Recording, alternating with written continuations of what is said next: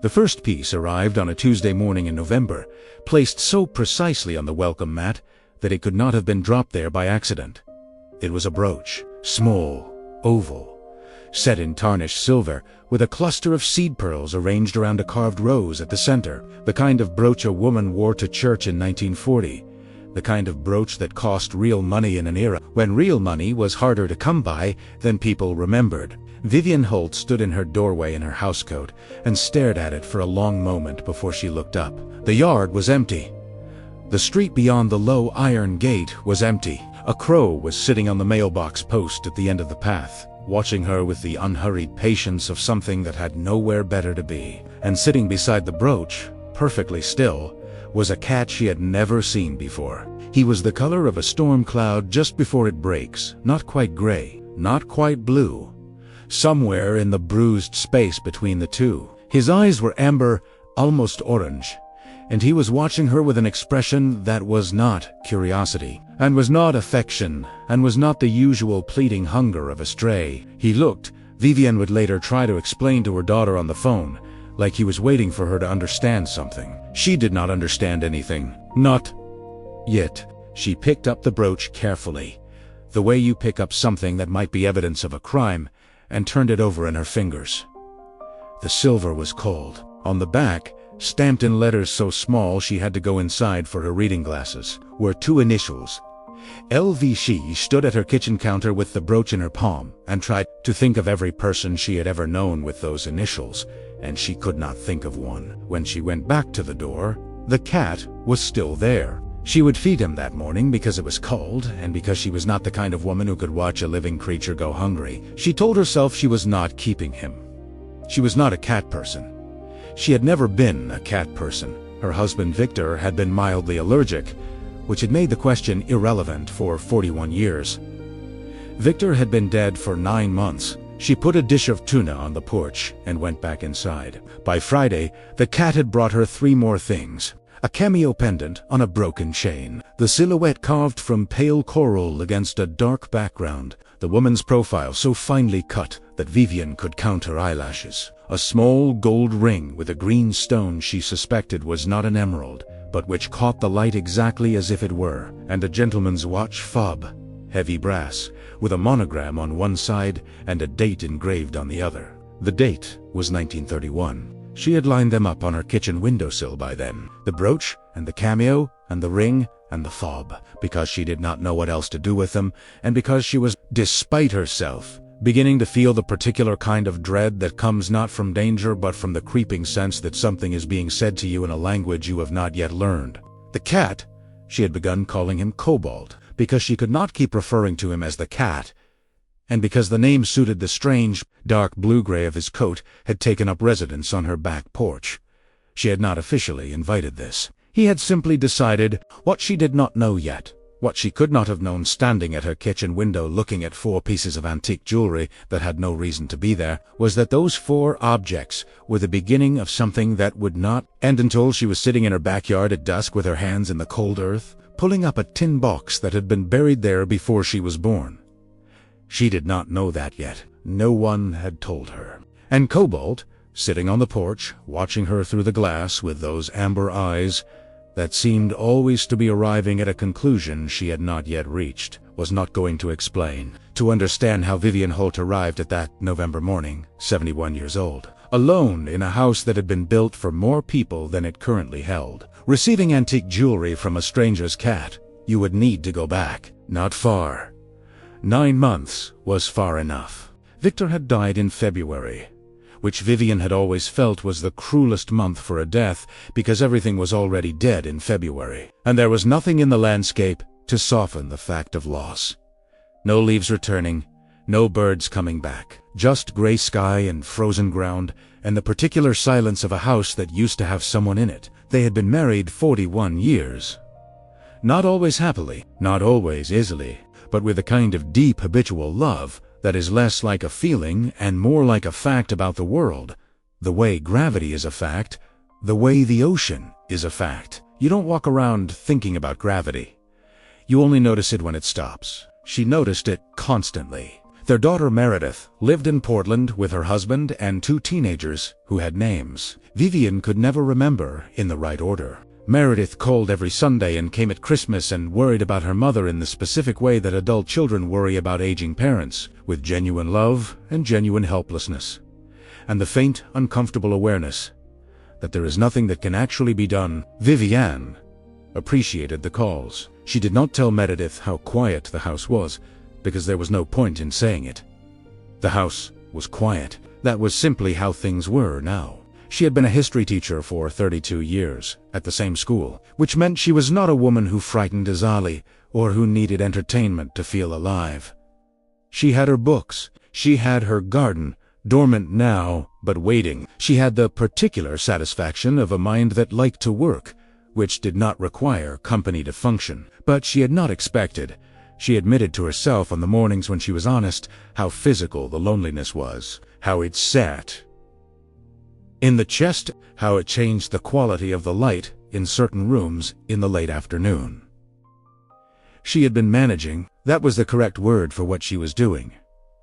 Managing, and then Cobalt arrived, and the jewelry arrived, and the managing began to feel less like a steady state and more like a surface that was shifting beneath her feet. By the third week of November, he had brought her 9 pieces. She had laid them out on the dining room table by then and taken photographs with her phone and begun, with the methodical patience of a woman who had spent decades teaching teenagers how to think historically, to research them. The cameo was Victorian.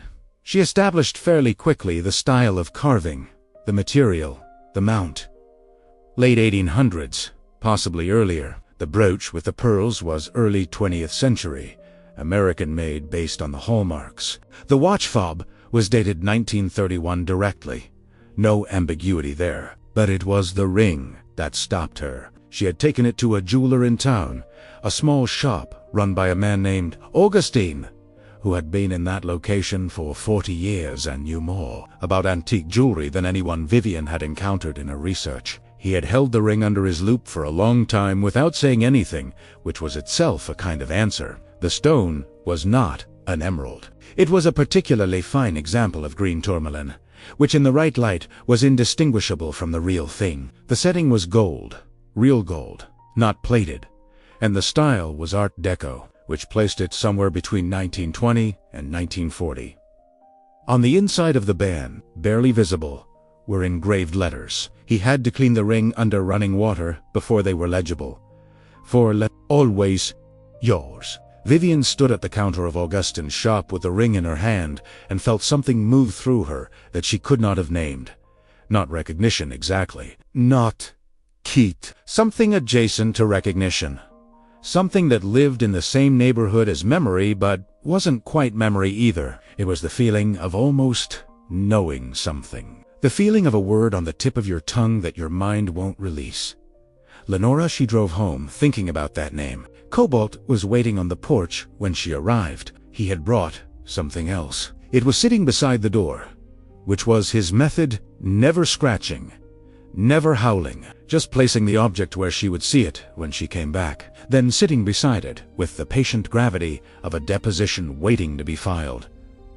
This piece was different from the others. It was a locket, gold, oval, on a fine chain that had not broken or tarnished, which meant it had been stored carefully, protected from air and moisture. She opened it with her thumbnail and felt her breath stop in a way that had nothing to do with the cold. Inside was a photograph. 2 photographs, one on each side. The photographs were small and old and slightly faded, but the faces were clear enough. On the left side, a man, dark-haired, formal, the controlled expression of someone sitting for a portrait in an era when that was still an event. He might have been 40. He might have been younger. His eyes, even in the small faded image, were very light, pale gray or pale green, hard to tell in the sepia tone. On the right side, a woman. She was not beautiful in the conventional way. Her features were strong, her jaw slightly squared, her dark hair pinned up in a style that dated the photograph to the 1930s or 40s. But there was something in her expression that arrested the eye, a directness, a composure that was not coldness but its opposite, a warmth so contained that it radiated outward even through the age and the fading of the image. Vivienne had never seen this woman before, and yet she stood at her front door in the November cold and stared at that face for longer than she could account for afterward. There was something, not recognition, something else, some frequency that the image rang at, that her body responded to even when her mind could not explain why. She told herself it was imagination. She told herself she was a widow in her 70s who was lonely enough to be feeding a stray cat, and that her judgment about what felt significant and what didn't was not to be fully trusted right now. She went inside and put the locket with the other pieces on the dining room table. She did not sleep well that night. She had been in the habit, since Victor died, of filling the silence with research. It had been the mechanism by which she got through the first weeks, burying herself in the kind of reading that required attention, the kind of attention that left no room for grief to operate. Victorian mourning customs, the history of embalming, the geography of Civil War cemeteries. Not morbid, she had told Meredith, who had expressed concern. Contextualizing. Now, the research had a different subject. She spent 3 days in December on the question of the locket. She used the jeweler's dating as a baseline. The style was consistent with 1930s to 1940s, craftsmanship, and worked backward through what she knew about the area. She had lived in Caldwell, Virginia for 43 years. She had taught its history to generations of students. She knew its cemeteries, its old families, its architecture, its newspaper archive. If the jewelry had originated here, and the accumulating evidence suggested it had, because Cobalt's range was limited, because he always came from the same direction, from the wooded slope behind her property, then she had a reasonable chance of tracing it. What she was looking for, she told herself, was the source. Where was Cobalt finding these objects? What was the location? When she found the location, she would understand the situation, and the situation would turn out to be something mundane. An abandoned house, a deteriorating outbuilding, an old woman who had died without family and whose belongings were being scattered by weather and wildlife and time. She told herself this was what she was looking for. She was also, underneath that narrative, looking for Lenora. The name had lodged in her like a splinter. She wrote it down several times. She searched the county death records and the census records and the newspaper archive for the name, and there was a Lenora Marsh who had been born in Caldwell in 1905 and had appeared in the 1930 census as a resident of a boarding house on Elm Street. Occupation listed as seamstress, and had then, as far as the official record was concerned, vanished. No marriage record, no death record in the county, no subsequent census appearance. People vanished from records in that era, for any number of reasons. They moved, they married and changed names, and the record didn't follow. They lived in circumstances that kept them out of the official documentation of a life. They were the kind of people that history, when it bothered to record at all, recorded imprecisely. Seamstress, boarding house, 1905 to 1930, documented, then nothing. Vivienne sat with the census record on her laptop screen and looked at the name, Lenora Marsh. And then she looked at the locket photograph, the woman with a strong jaw and the contained warmth, the woman whose locket said, "For Len, always yours," which was either the dedication on a gift or the message inside the locket itself, which would mean the locket had been made for her and had stayed with her. The woman who might have been born in this county in 1905 and left no further record. There is a specific quality to the silence that falls when a researcher realizes that the absence of a record is itself a kind of record, when the gap in the documentation is not an accident or an oversight, but a shape, a deliberate, or at least consequential space in the archive, where something was not recorded because someone did not want it recorded. Vivienne recognized that quality of silence. She had taught it to students for 32 years. She recognized it now. And she felt, in a way she could not entirely explain, that she was not just a historian following a trail. She was something else. She was not sure yet what. The 10th piece arrived on a Sunday morning in mid-December, when the first real cold of the season had settled in overnight, and the yard was rimed with frost. It was a bracelet, delicate, gold, with small alternating links, and a clasp shaped like a figure 8. On the inside of the clasp, engraved in the same fine hand as the ring, LV 1938. Vivienne had been sitting with those initials since November. LV. She had been so focused on the name inside the ring that she had not pressed hard enough on the surname. On the second initial, on the V, she stood at her door with the bracelet in her hand and felt the recognition she had been circling for weeks arrive fully. Arriving not gently but with the blunt force of something that has been waiting a long time for permission to land. V, her maiden name, the name she had been born with and had carried for 27 years before she married Victor Holt and became someone else. The way women did in that era, the way her mother had done, and her mother's mother before her. Her maiden name was Voss. Vivienne Voss. Now, Vivienne Holt. The V she had carried a whole life without ever thinking of it as an inheritance. Elvira Voss. She sat down on the porch steps in the cold without intending to. Cobalt moved immediately to sit beside her, pressing the full length of his warm body against her thigh. She did not reach for him, but she did not move away. Lenora Voss, seamstress, born 1905, last recorded in Caldwell, Virginia in 1930.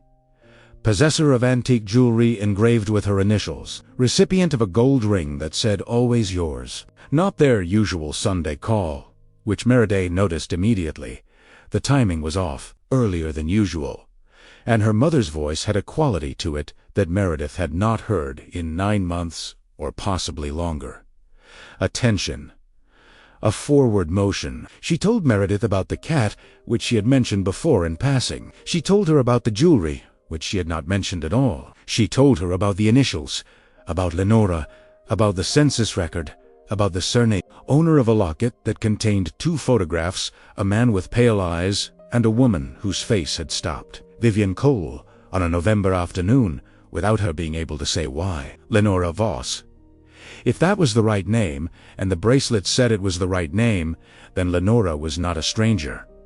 Lenora was family, she called Meredith that afternoon. There was a pause on the other end that lasted longer than a technical pause. Then Meredith said, "Mom, Grandma Dorothea had a sister.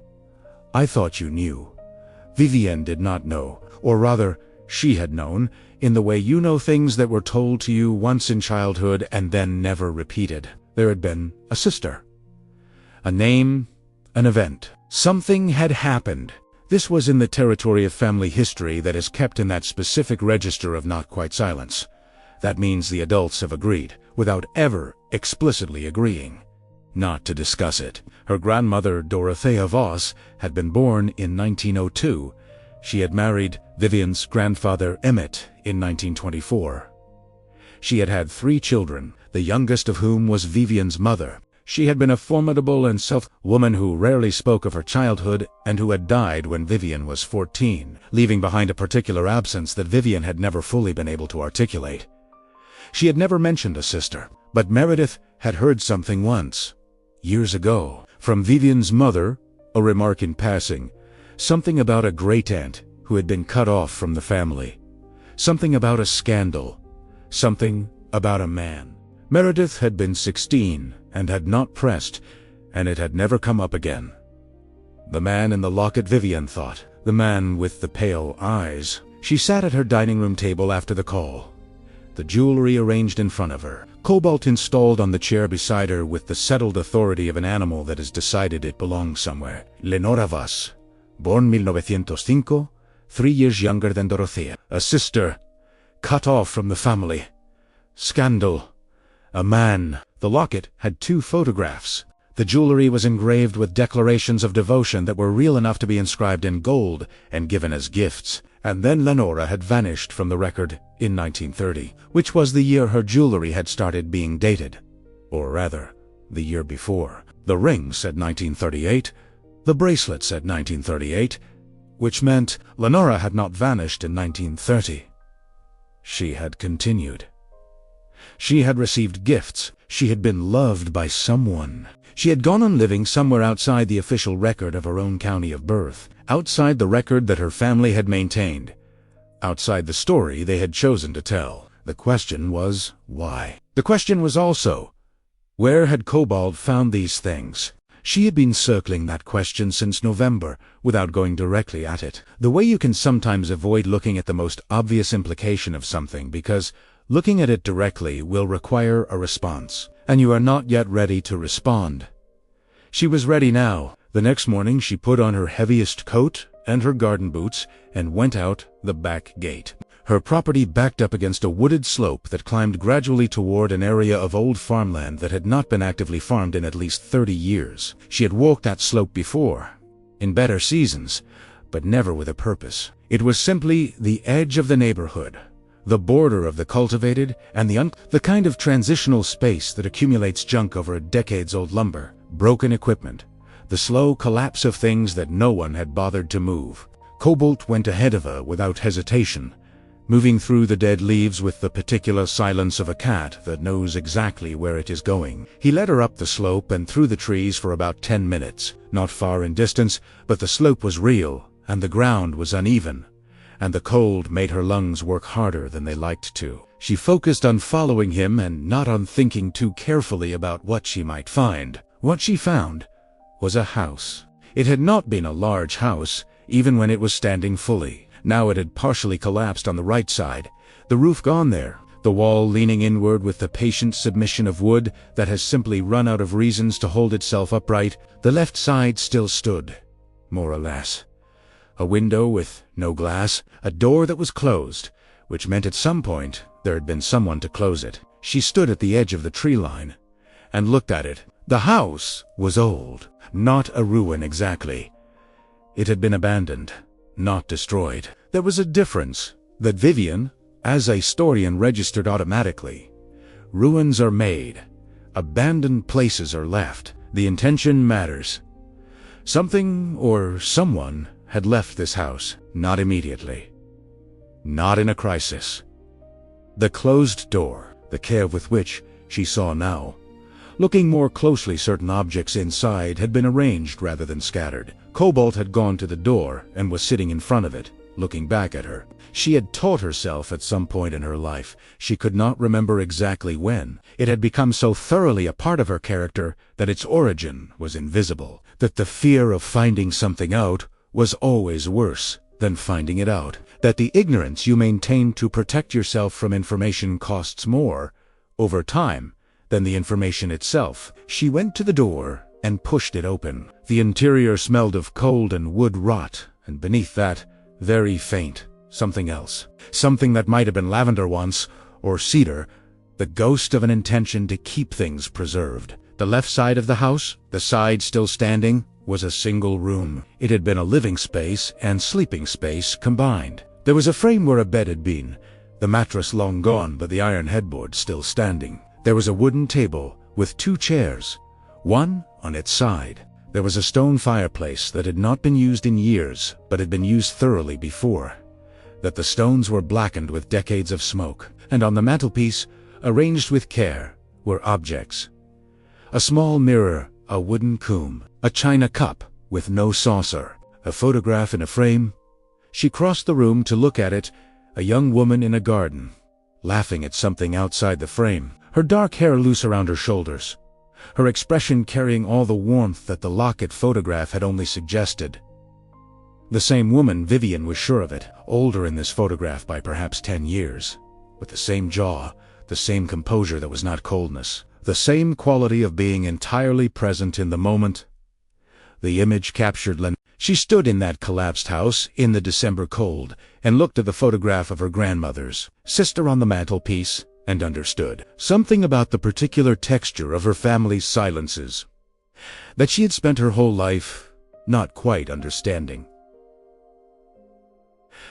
The family had cut Lenora off, that much was clear.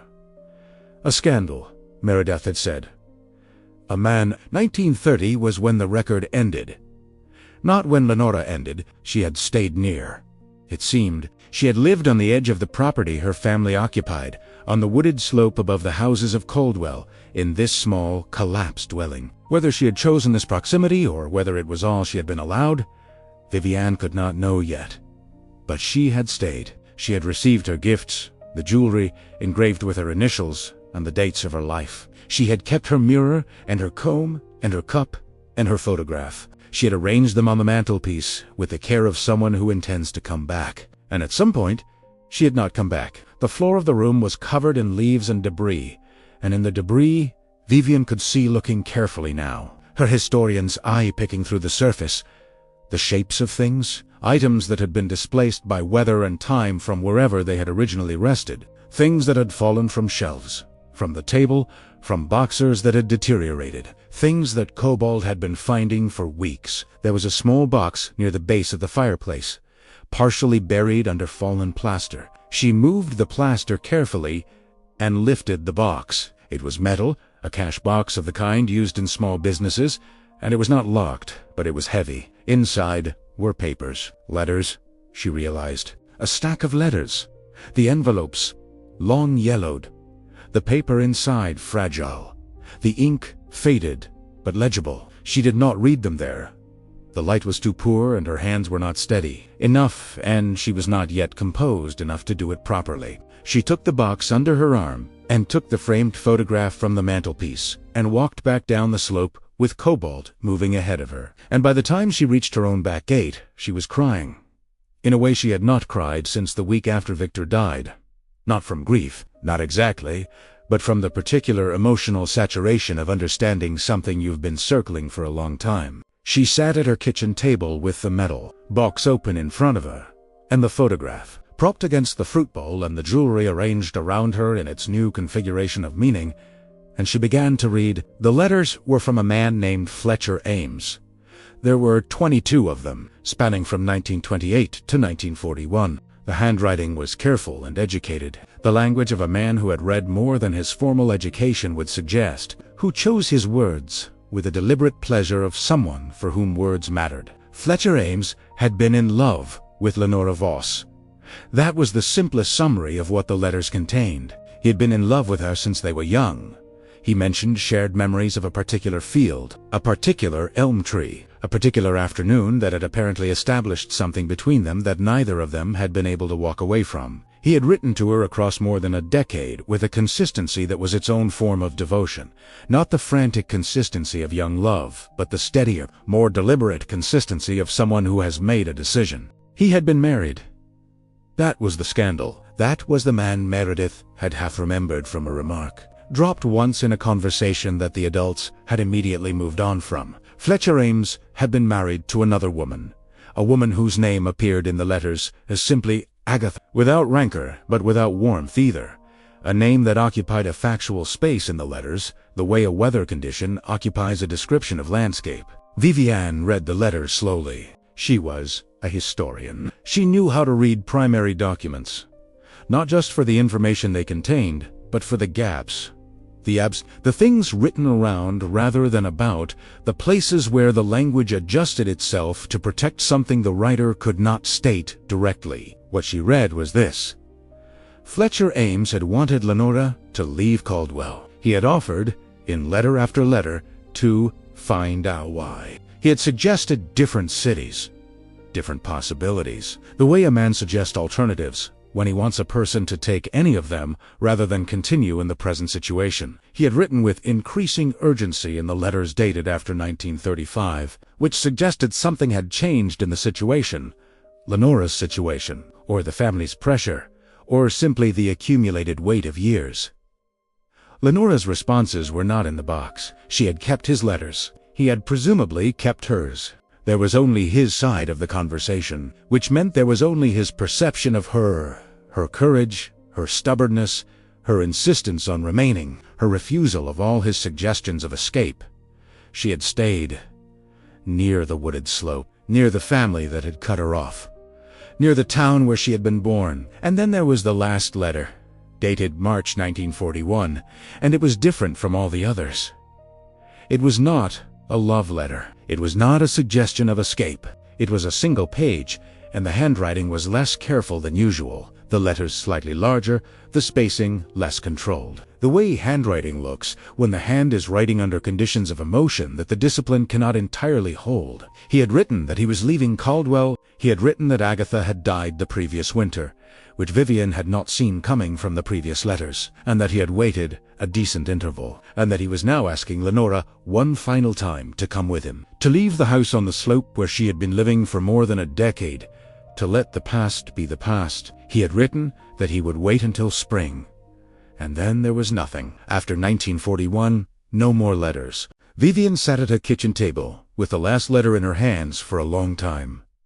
She did not know what had happened. She did not know if Lenora had gone with him in the spring of 1941. Finally, after more than a decade, she did not know if Fletcher Ames had waited and she had not come and he had left alone. She did not know if Lenora had died in that small house on the slope before the spring came, or if she had lived for decades more somewhere else, or if she had stayed in Caldwell as a ghost in the landscape, a presence the family knew about and maintained their silence about. What she did know, sitting in her kitchen in December with the jewelry arranged around her and cobalt installed on the chair beside her, was this: her family had erased a woman, not killed her, not driven her away, or not entirely, since Lenora had clearly chosen to stay near the place she had been born, but erased her from the record they maintained, from the story they told about themselves, from the version of the family that they passed down to the next generation and the generation after that. Her grandmother, Dorothea, had never mentioned a sister.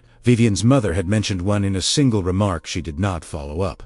Vivienne herself had lived 71 years without ever knowing that the Voss family had a Lenora in it, a woman who had loved someone, who had been loved, who had received gifts engraved with her initials and the dates they mattered, who had arranged her mirror and her comb and her cup with the care of someone who intends to come back. She thought about the photograph on the mantelpiece, the laughing woman in the garden, the loosened hair, the expression of someone who is entirely present in a moment of happiness, unconcerned with the camera, caught rather than posed. She thought about what it cost a family to maintain a silence like that, what it required.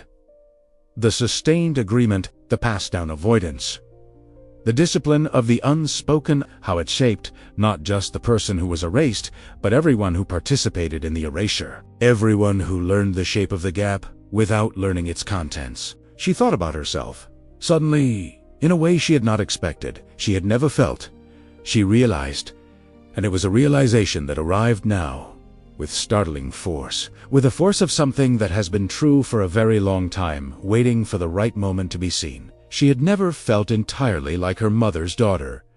Not in a painful way, not in a way she had ever articulated or examined. Just a mild, persistent quality of not quite fitting. The way a key sometimes fits a lock, but does not quite turn. She looked like her father's side. She thought, like neither side. She had always assumed this was simply the randomness of inheritance. She looked at the photograph of the jaw, the darkness of the hair, the quality in the eyes that was directness, composure, the warmth that radiated outward rather than performing itself. She had the jaw. She had always had the jaw. Her mother had been softer-featured, ronder, fitter. Her grandmother Dorothea had been, she tried to remember, the photographs few and formal in sepia, also rounder, soft. Lenora had the jaw. She called Meredith again. What followed was a conversation of the kind that families have rarely and remembered permanently, the kind where information that has been compartmentalized for generations is finally named aloud, and the act of naming changes the shape of everything that has been known before. Meredith had known about the sister in outline only. She had not known the name, she had not known the story. She had not known about the house on the slope, or the jewelry, or the letters. What she did know, what she said carefully, in the measured tone she used when she was saying something she had not said before, was that she had always known there was something her grandmother did not say. Not about Lenora specifically, about the family, about the lines of inheritance and resemblance that did not quite add up. They talked for an hour. They talked about what the letters meant. They talked about what the erasure meant. They talked about the kind of woman who refuses to leave the place she was born, even when the place turns its back on her. The kind of endurance that requires. The particular stubbornness of a love that chooses presence over distance. After the call, Vivienne sat for a long time in her living, roomed with the photograph of Lenora propped on the coffee table facing her. Outside, the December light was failing early. The yard was dark by 4 o'clock. the trees on the slope just visible as a darker mass against the gray sky. Cobalt was at the window. He was not looking at her. He was looking at the slope. He had been looking at it since they came back from the house, with the particular focused attention that cats give to things that other senses cannot confirm. She had been thinking, in the week since November, about what he was, not in the metaphysical sense. She was a historian, not a mystic. She did not believe that Cobalt was Lenora's spirit returned, or a divine messenger, or anything that she could not account for by other means. She had thought there would be a mundane explanation. She had waited for the mundane explanation to arrive. What had arrived instead was a woman's erased life. What had arrived instead was a story that her family had kept from her for 70 years, maintained through the specific discipline of people who have decided that some things are better not said. And the discipline had held. It had held through Dorothea's generation and her mother's generation, and through Vivienne's own 71 years of life. Through all the Sunday dinners and the Christmas visits and the school plays and the graduations and the conversations about everything and nothing that make up the substance of a family's shared existence. It had held until a gray-blue cat started leaving antique jewelry on her welcome mat. She thought about Fletcher Ames's last letter, about the spring of 1941, about not knowing whether Lenora had gone or stayed, had waited or given up, had ended her years in that small house on the slope, or somewhere else entirely. There was more she could learn. She knew the county death records went back further than she had searched. The newspaper archive had not been exhausted. There were likely people, very old people, or their descendants who held memories of Caldwell in the early 1940s that had not been digitized or archived anywhere, that existed only in the imperfect but durable medium of a family's passed-down stories. She could find out. She was certain of that. But there was something else first. She had been aware since the afternoon she spent in Lenora's house that she had taken the photograph and the metal box, but she had not looked carefully at the floor. The room had been covered in leaves and debris. She had moved the plaster from the metal box, but she had not searched further. She had not been methodical. A historian should have been methodical. 3 days before Christmas, 7th Bach, she went in the morning, when the light was better, with a flashlight and a trowel, and the practical composure of a woman doing a job she had assigned herself. Cobalt accompanied her, as he had accompanied every significant development of this story, moving through the frozen leaves on the slope with the unhurried confidence of a guide who has made this trip many times and is not worried about the destination. The house was as she had left it. The items on the mantelpiece undisturbed, the tables still overturned, the cold inside even deeper than outside, the stone walls holding the chill with institutional efficiency. She went to the floor. She worked slowly, moving debris with the trowel and her gloved hands, not digging yet, just clearing the surface and looking. The debris was thick in some places, years of leaves, some accumulated trash from weather driving things through the open window, the detritus of a space no one had maintained. Under the debris, the floor was wood, old wood, dark with age, the boards fitted together with the tightness of good craftsmanship. She went over it slowly, section by section. It was under the bed frame that she found the boards that were different. Not dramatically different, not obviously different. If she had not been looking carefully, if she had not been applying the specific kind of attention that comes from knowing what you are looking for, even when you don't know what form it will take, she might not have noticed. But she had been a historian for 32 years. She knew how to read the surface of things. She knew the difference between wood that is simply old and wood that has been disturbed. 2 boards under the edge of the bed frame were slightly higher than the surrounding boards. Not by much, by just enough. She pried them up with the trowel. Beneath them was a space, shallow, 6 inches, maybe 8, and in the space was a tin box, the kind that might have once held crackers or biscuits, sealed with a strip of tape that had long since given up its adhesive but still lay across the lid like the memory of an intention. She lifted it out. It was lighter than the cash box of letters.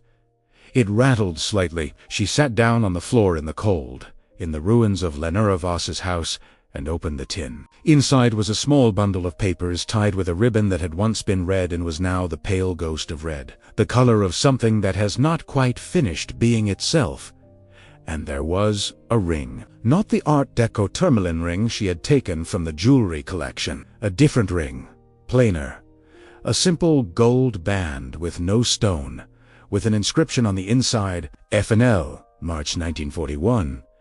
She held the ring and looked at it for a long time. March 1941 was the date of Fletcher Ames's last letter. The letter in which he had told her he was leaving Caldwell. The letter in which he had asked her to come with him. The letter in which he had said he would wait until spring. F&L, Fletcher and Lenora. This was not a ring he had given her. This was a ring she had made. Or they had made together. With their initials. She had not stayed. Vivienne sat in the cold floor of the ruined house and understood, from a gold band that weighed almost nothing, that Lenora Voss had not died in this house and had not waited out the rest of her life on that slope, maintaining the proximity to a family that had turned its back on her. She had gone in the spring of 1941.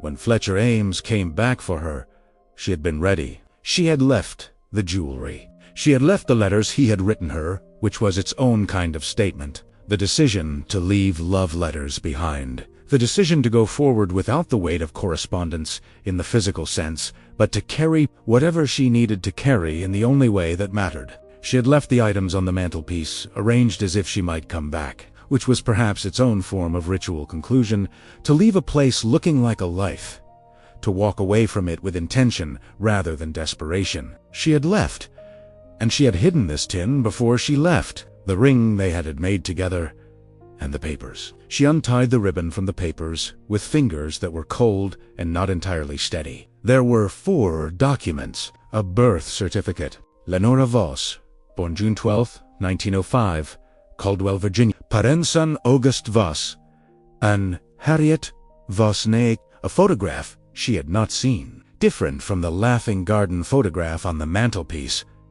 This one was posed. Forma, the studio kind, a couple, Fletcher Ames. Unmistakable now that she had seen the Locket portrait, those pale gray-green eyes looking directly at the camera with an expression of complete seriousness. And Lenora beside him in a white dress, not looking at the camera but at him, her profile carrying all the warmth Vivienne had been cataloging since November. A letter, not from Fletcher, but in a different hand. A woman's hand. More careful and more constrained, the handwriting of someone who has learned to write small, because paper was precious, and a document she needed a moment to identify. Because it was from a jurisdiction she didn't immediately recognize, a county in Ohio, and the date at the top was September 4th, 1941. A marriage certificate, Fletcher Bertrand, Ames and Lenora Marie Voss, married in Harman County, Ohio, on September 4th, 1941. She had gone.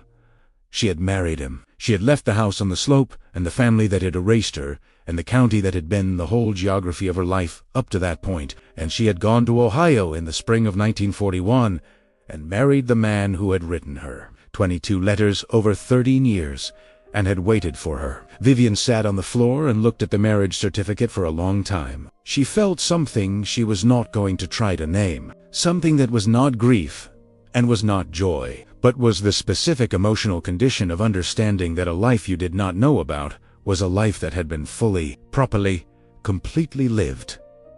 That the erasure was the family's failure, not Lenora. That Lenora Voss had not spent her years waiting and diminishing and maintaining a vigil on the edge of a life she had lived. She had been loved. She had been married. She had, presumably, had a life in Ohio.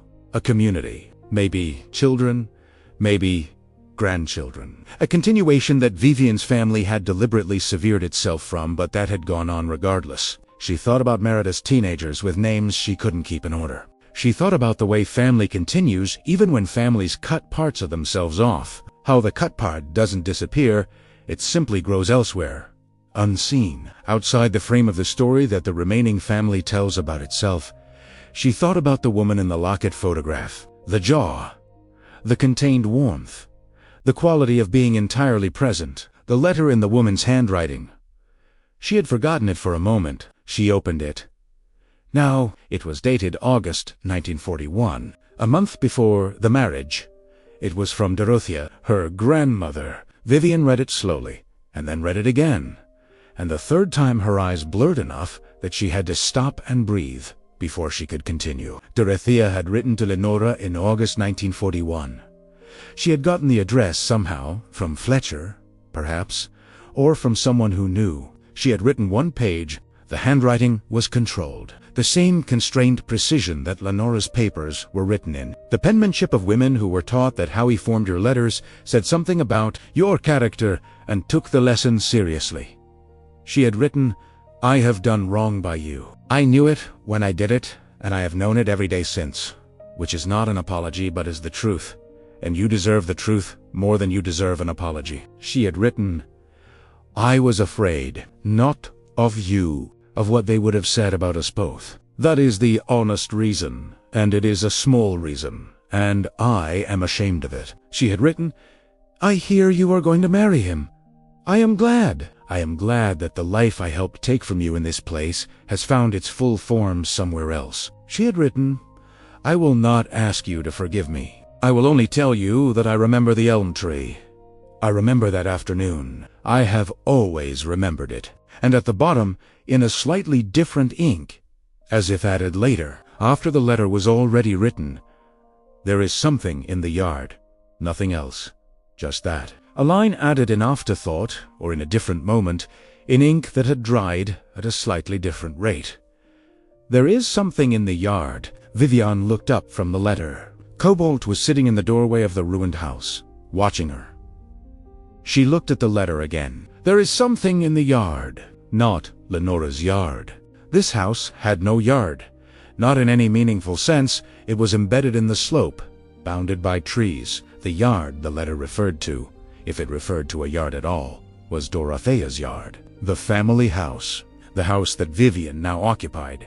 Because the house had passed through her mother to her, and she had lived in it for 43 years, and Victor had died in it 9 months ago, and she was managing in it now, alone. The yard she looked out at from a kitchen window every morning. The yard with the low iron gate and the dormant garden and the old oak at the far end and the sloping ground beyond the back fence where the wooded rise began. There is something in the yard. She had been sitting in the cold floor of an abandoned house on the wooded slope above her own property, and her grandmother had written in 1941 to her erased sister that there was something in the yard. She did not run. She was not a woman who ran. But she walked back down the slope with the tin box and the letter with a speed and directness that was as close as her 71-year-old knees were going to get to running, with Cobalt moving swiftly ahead of her, already through the back gate before she was halfway down the slope. He went to the far end of the yard, to the base of the old oak. He sat down in front of a specific section of ground and looked back at her with the amber eyes that had always seemed to be arriving at a conclusion she had not yet reached. She looked at the ground. The oak was very old. Its roots had expanded and contracted over decades, raised and lowered the earth around its base, created folds and irregularities in the ground that were the work of the tree and of time.